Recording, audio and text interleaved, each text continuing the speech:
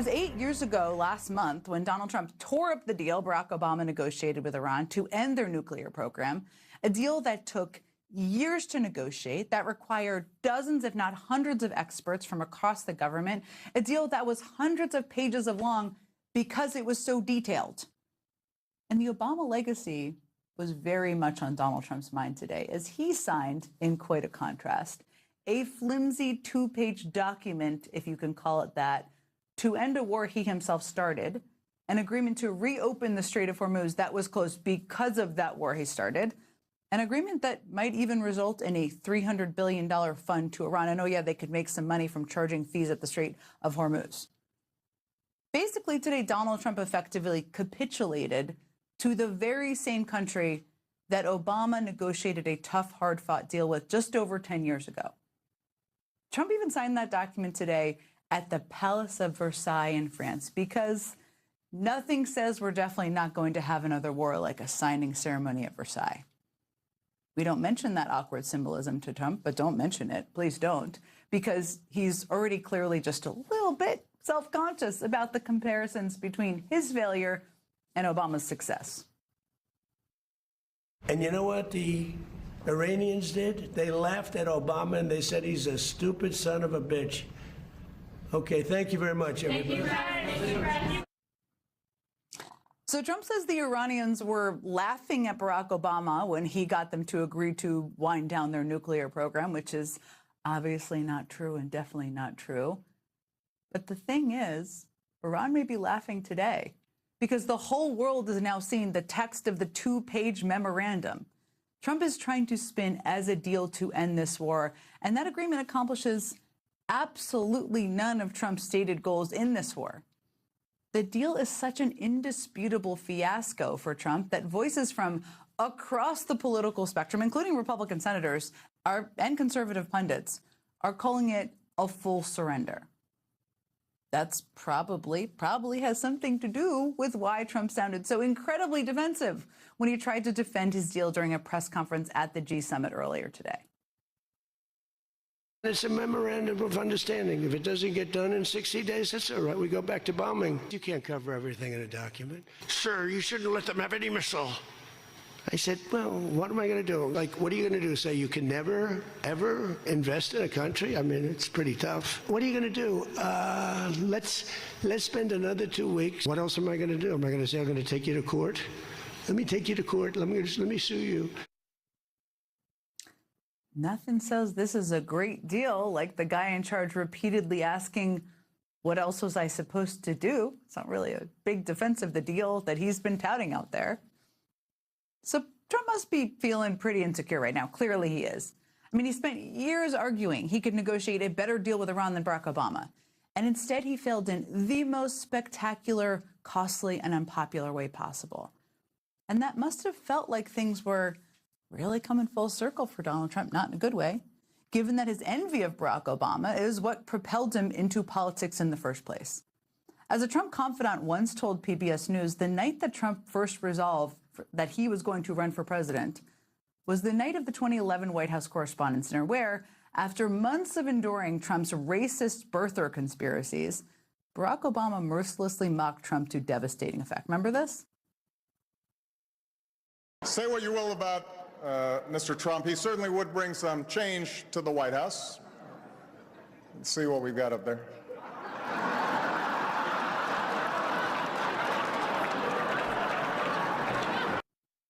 Now, in retrospect, looking at that photo, that joke massively undersold just how drastic and absurd Trump's White House renovations actually would be.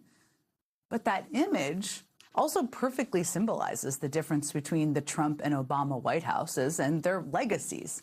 I mean, Trump's White House is all about him, building monuments to himself, holding cage matches for his birthday, surrounding himself only with rich and powerful billionaires. They're the only ones allowed in, who would finance and enable his own warped illusions of grandeur.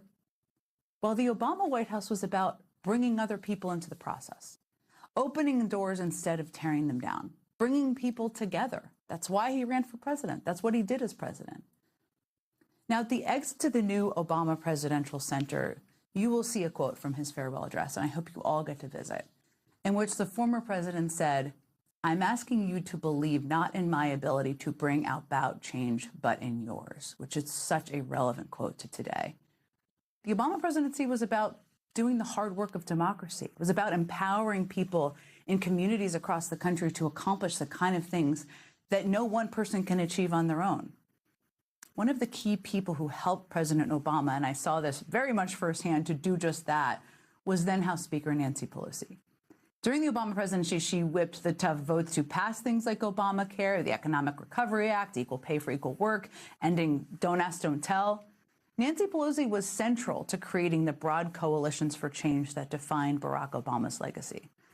And earlier today, I sat down with the former speaker in Chicago to talk about how we should think about that legacy in this new chaotic era. Speaker Emerita Nancy Pelosi, thank you for taking the time in your busy day to sit down with me today. Well, it's my pleasure, because we're here to see the Obama Presidential Center. Exactly. Source of happiness. It is. And I've thought about that so much, as it sounds like you have as well. I mean, in this time where it can feel, for so many people out there, millions of Americans, infuriating, it can feel depressing, it can feel just completely chaotic. What is it like for you to be here for a couple of days and really remember the legacy of Barack Obama and really what's possible in this country? Well, some thoughts that came through my mind as I was going around was, it's a symbol of hope. And of course, his audacity to hope message was something so encouraging to the country, and this will be too. This is about hope. When you go through there, you see signs of community, empathy, integrity, making change. And the president has always been about training people, leaders for the future, and this is what this is about. I know you had a chance to walk through a little bit of the garden that is dedicated to you, the Nancy Pelosi Garden Pavilion. What was that like, and what does that represent? Well, it was almost tearful for me. It was because of the generosity of some people in San Francisco, the Conway family in San Francisco. So it should be named for them, but they named it for me. And it was pretty emotional because, again, to be associated with what the president has done and what and he and Michelle have memorialized here. But it's not just a memorial, it's about the future. To be part of that is pretty thrilling. And I want to talk about that because that's so important for people to take away. I was thinking just about your relationship with President Obama, and I had a version of a front seat to this. Your time was so intertwined. You accomplished so much together. You didn't always agree. You pushed back on each other at times. And we found this quote from his book, from his memoir, A Promised Land, where he describes you. And he says, "Politicians, usually men, underestimated Nancy at their own peril, for her ascent to power had been no fluke. Nobody was tougher or a more skilled legislative strategist, and she kept her caucus in line with a combination of attentiveness, fundraising prowess, and a willingness to cut off at the knees anyone who failed to deliver on the commitments they made." Do you agree? I don't agree on the last part, but nonetheless, we got the job done. What I like to think about the president was when we worked together on the Affordable Care Act, which is treated at the center. And I can't wait I didn't see that today. I'll see that tomorrow, but I'm excited to see it because the night that the bill passed, and it took a lot to get it to that place, he called me and said, "I'm happier tonight than the night I was elected President of the United States." And I said, "Mr. President, I'm pretty happy tonight too. But if you had not been elected President of the United States, we would not have this celebration tonight." For 100 years, presidents had tried, from Teddy Roosevelt, a Republican president, throughout, and now we finally had succeeded because of his, again, audacity to hope, the aspiration of it, the inspiration he was, the knowledge he brought to it was just remarkable. And he stuck with us. We wanted to write this bill in the Congress, and that was but we had to do so in cooperation with the president, and he knew every detail. And you were an incredible partner in that process. It wouldn't be in law without you and either. Harry Reid was wonderful. Senator Him Harry too, Reid absolutely. was Part of the center is about his legacy and many of the Affordable Care Act, certainly, also the Iran nuclear deal, which is something that he spent years working on. Hundreds of people in the administration did as well, so many partners and allies in Congress as well. It's one of those accomplishments that Trump, of course, ripped up. He slashed, he reversed it, he literally ripped the paper up. And even just today at a press conference, he name-dropped President Obama in a press conference which was a completely crazy press conference where he barely understood what was in the Iran nuclear deal to begin with. Why do you think, I've been thinking about this, why do you think President Trump is so obsessed with Barack Obama? Well, I think it relates to his own failures. You have to understand, well, you do understand, but the public should understand that the Obama nuclear agreement with Iran was a masterpiece of diplomacy. To remember that we brought in all of the countries, the EU, all at G20, countries all over the world, including Russia and China. Russia and China. So to have this virtuoso performance of having an agreement on nuclear, to do so in a way that withstood the scrutiny, the review of it all by so many people, and then it was a success. We were very proud. I'm very proud of my members in the House because they has had the ability to reject it. It wasn't as if you accept or reject. It's just you could reject it. Mm-hmm. And our members were very courageous. I have a book, I hope it's in the library, but I'll make sure it is, a book of all of their statements as to why and how they reached that conclusion. And for this president to have torn it up and now coming back with even what the Republicans said is a failure.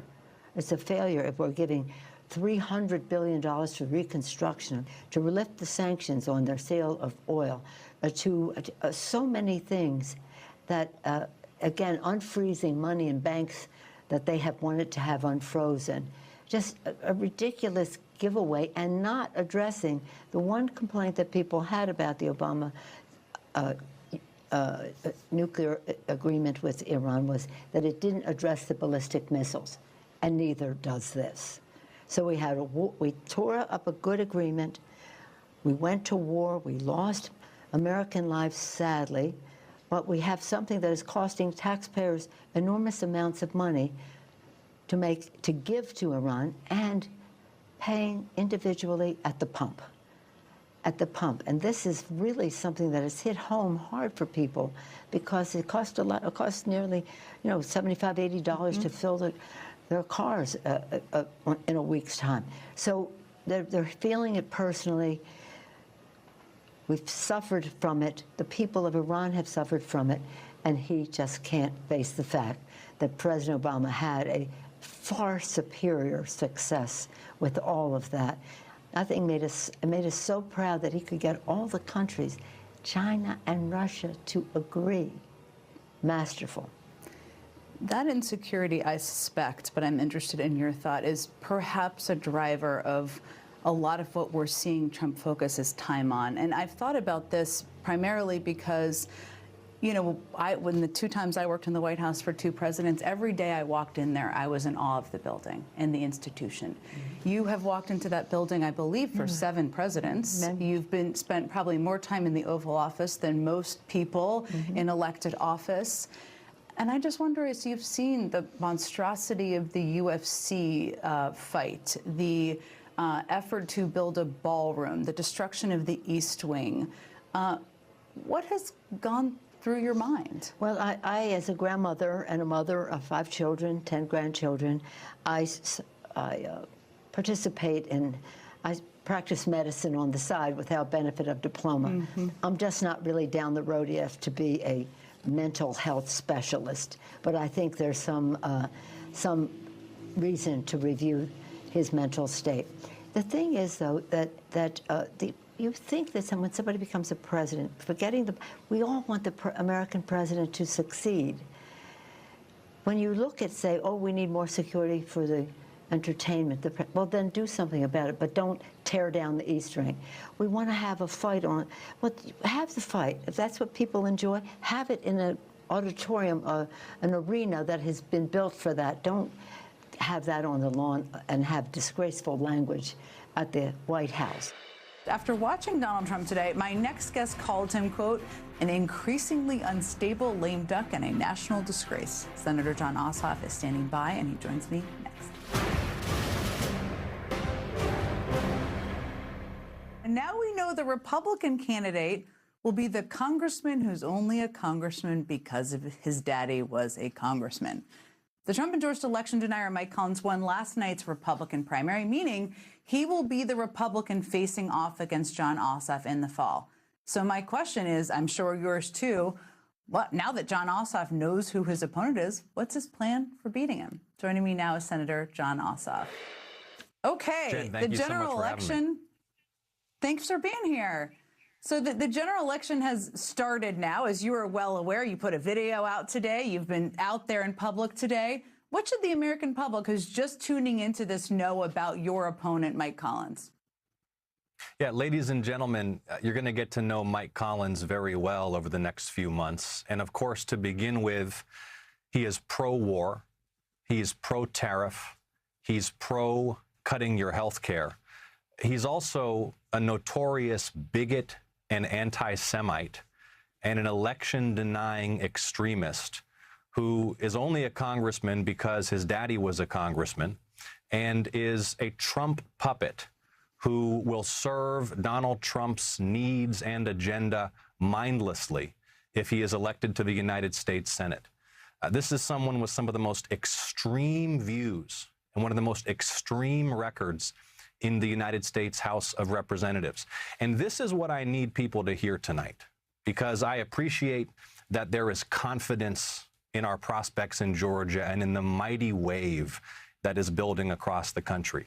But I need people to reckon seriously with the fact that Congressman Mike Collins, as loathsome as his record is, as low character and low integrity as he is, could be elected in the state of Georgia to a 6-year term in the U.S. Senate if we don't do everything we need to do to get out the vote like never before in Georgia. And so I'm asking folks tonight to log on to electjon.com and help me defeat this notorious bigot and anti-Semite and Trump puppet so he does not serve in the United States Senate one day, and so that the next 5 months are the last of his ignominious political career. This race is clearly on the mind of Donald Trump. He waded into your race today. It didn't take long. He even gave you a new nickname, quite a nickname. What did you think when you saw that? I didn't think it was his best work as nicknames go, but more to the point, he is increasingly unstable. And I think that it flows from the fact that he is globally humiliated from this failed war. This is a debacle for our national security. It is a debacle for the Trump presidency. And we see him lashing out and behaving erratically in ways that put the nation at risk. And I want to remind everybody again that he is going to be all in to elect Mike Collins, his puppet, to the United States Senate in Georgia. And right now, Jen, this is something I think folks are not talking about enough.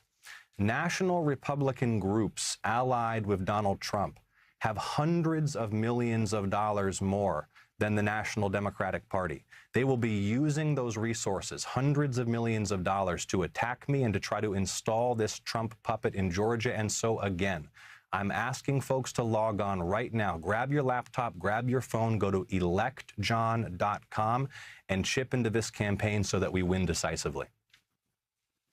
So let's talk about what he is a rubber stamp or a puppet for, because you mentioned Iran. Trump gave an absolutely bananas press conference at the G7 today, and we can get into the details of that plan. We certainly should. But I just wonder if you watched that press conference, if you saw clips of it, and what you made of it. This is a disaster for American foreign policy, for the American economy, for American national security. and for the Trump presidency. I mean, folks, remember that it was on day one of this war that Donald Trump assured us it was running ahead of schedule.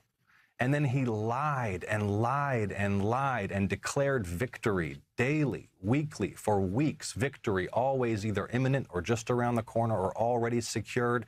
And now he is humiliated by the failure of his foreign policy in the Middle East that has made America less safe, that has cost Americans tens of billions of dollars, that has expended munitions and military equipment it will take years for us to replace, that has diminished our standing in the world. It will take years to rebuild from this foreign policy failure. The other thing he did today, which everybody should hear as a clear effort to be able to meddle in elections like the one in Georgia, is he abruptly canceled a confirmation hearing for his own nominee for the Director of National Intelligence, Jay Clayton, who is certainly not a perfect option. But part of what he's doing here is allowing Bill Pulte to remain who's a Trump sycophant, to remain in the job, to potentially, likely weaponize the agency. Tell us more. Tell people what they should be focused on here. What do you think is going on here? First of all, I think the installation of a thug and a hack like Pulte as the acting director of national intelligence is maybe the most chilling and the most dangerous nomination or appointment that this president has made. Remember, it was Pulte's predecessor in this post, Tulsi Gabbard, that the president dispatched to Georgia to oversee that ballot raid on an election facility in Fulton County.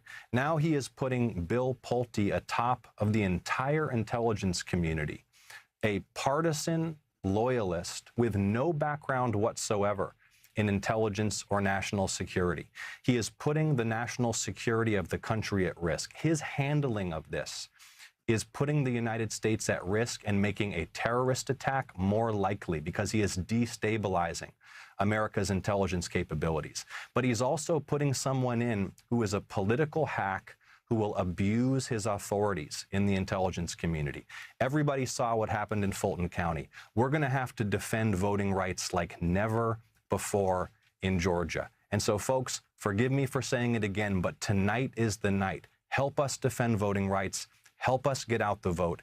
Help us win this crucial Senate race in the most competitive battleground state in the country at electjohn.com. I'm so grateful you were able to be here. There's so much I can always talk to you about. Senator John Ossoff, thank you again. Your general election is beginning, as everybody heard. Thanks for being with us.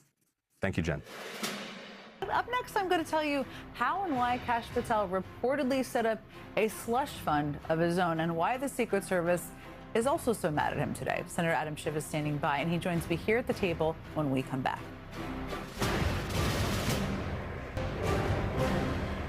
Here's a sentence I never thought I'd say. The Secret Service is pissed off at the FBI. Specifically, 3 people familiar with the incident tell MS Now that Secret Service officials are mad that Trump's FBI Director Kash Patel prematurely announced the details of a sealed and ongoing criminal investigation into a plot to attack Sunday's UFC match at the White House. Now, the sources say that roughly 10 suspects had not yet been arrested and placed in custody when Patel made his announcement. The sources say that the Secret Service and the FBI had been partnered on the investigation and had planned to make a joint announcement about it later. But the sources say Patel jumped the gun. Deputy Director of the Secret Service responded to a question about the FBI revealing their investigation. And while he never said Patel's name explicitly, just listen, it's kind of obvious who he was talking about. I'll tell you a phrase I learned early in my career in the New York field office, and that's don't choke on your own smoke. Anyone that believes that case was worked in a bubble is naive. I'll tell you the Secret Service led that investigation from the beginning. I'll tell you that it's ongoing. In order to maintain the integrity of the investigation and the security plan, we chose not to leak it. That's quite the subtweet there, isn't it? Well, the Secret Service chose not to leak the details of this criminal investigation prematurely because that would be dangerous and stupid. People familiar with the incident are now leaking like a sieve about Kash Patel and how dangerous and stupid it was for him to leak those details. And that fits a larger pattern we have seen over Patel's entire tenure as the director of the FBI. Over and over again, we have learned about one scandal after another because people inside Patel's own FBI are so alarmed they leak to the press. Remember when the New York Times reported that Kash Patel had assigned a SWAT team to escort his girlfriend around? The FBI actually ended up confirming that was true, saying the extra protection was needed because of threats. But we only learned about that scandal because an FBI official briefed on the matter chose to tell the New York Times. Remember the Atlantic's reporting on allegations of Patel's excessive drinking? We talked about it on the show that night with the reporter who wrote it. Patel sued the Atlantic over that reporting, denying all of it. But that reporting relied on more than 24 sources, including then current FBI officials. Kash Patel has had so many scandals. And now the Democratic chair of the House Oversight Committee, Jamie Raskin, is alleging that there might be more scandals that have never come out because he alleges that Patel may be buying people's silence with your tax dollars, by the way. In a letter to the FBI, Raskin alleges that Patel has given FBI employees more than $1 million taxpayer dollars from a slush fund. Raskin alleges that payments of nearly $8,000 each have been made to multiple individuals every 2-week pay period, despite those individuals already maxing out their federal salaries. Raskin alleges that the payments are being made to a, quote, curated group of agents who are willing to carry out Patel's unlawful partisan and personal orders, as well as to Patel's security detail. As Raskin puts it, it's not clear whether these bonus payments have simply been a corrupt attempt to slide cash to friends or whether they are also meant to ensure the silence of the agents who witness your inebriation and accompanying professional negligence and misconduct. Hard to know. Joining me now is Senator Adam Schiff, a member of the Senate Judiciary Committee, which of course oversees the FBI. Okay, where to begin? What's your thoughts on those Kash Patel stories? This is what happens when you take someone who is completely incompetent and you put them in charge of what had been the premier law enforcement agency in the country. He was so unqualified for this position. His only real qualification is that he was willing to do anything Trump wanted. But that doesn't substitute for being competent at your job.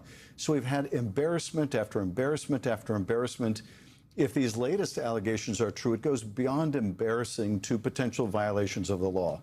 If he is misappropriating federal funds to pay off people in the Bureau or elsewhere, that is a very serious matter. He could find himself under investigation.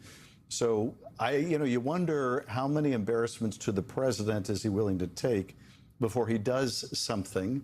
The president, I think, values Patel and his, just dogged determination to do anything the president wants. But right now, he's doing something the president doesn't want, which is continually drawing attention to himself with embarrassing activity that compromises investigations. My mind goes to some very dark places when I think about this question, but why do you think the president keeps him around? Well, he doesn't want anyone of stature in these positions, nobody that can stand up to him. He certainly doesn't want a Mueller or a Comey or someone of that kind of gravitas. He wants someone who will do his bidding. He wants someone that he can manipulate, that won't challenge him in any way. And that's Patel. That's why he was chosen. He was the guy when he was on a staffer on House Intel that would do Devin Nunes' dirty work, and now he's willing to do dirty work for the president. That's why he's kept around. But he's been embarrassment on the Epstein files and created problems there, promising that the FBI director had the black book on his desk, and then he becomes the FBI director, and suddenly there's no black book. So it is just a continual embarrassment to the country, to the president, but more important, our public safety is sacrificed by this, by his premature announcements in the assassination of Charlie Kirk, and now the premature, credit claiming, but investigation potentially compromising statements about this latest plot on the UFC fight. It is. There's a lot to work with. Should the Democrats be in the majority and decide to investigate or look into Patel? You are one of the many people who have been targeted by Trump's Justice Department under Trump's direction, as we've all seen it. Another person who announced yesterday that he was being targeted is, of course, Governor Gavin Newsom. I know you spoke with some of my colleagues about that last night. But I wonder, as we're thinking about, because we've been talking about the Georgia races tonight, we've been talking about politics, as we think about if Democrats have the majority next year, you're on the Judiciary Committee, Trump is still going to target his political enemies. He's not going to stop. He's going to have people in the Department of Justice that does that. What changes? What can a Senate majority do to kind of hold them to account or even stop that? Well, we will, of course, do oversight of the administration, but judging from his first term, when we subpoenaed, for example, administration officials in the Russia or Ukraine investigations, they basically stonewalled the subpoenas. In fact, Trump was impeached in that first impeachment, not just for trying to extort Zelensky to get him to help cheat in the election, but also because he was stonewalling congressional subpoenas. So I don't think we can expect a whole lot from the administration, but we can subpoena the private sector, and they will need to comply. So all of the crypto deals and meme coin dinners, the UFC fight, all the back channeling on the Paramount Skydance and Warner Brothers mergers, where there were promises made of changing editorial content, all of that kind of corruption, potential corruption, we will be able to look into.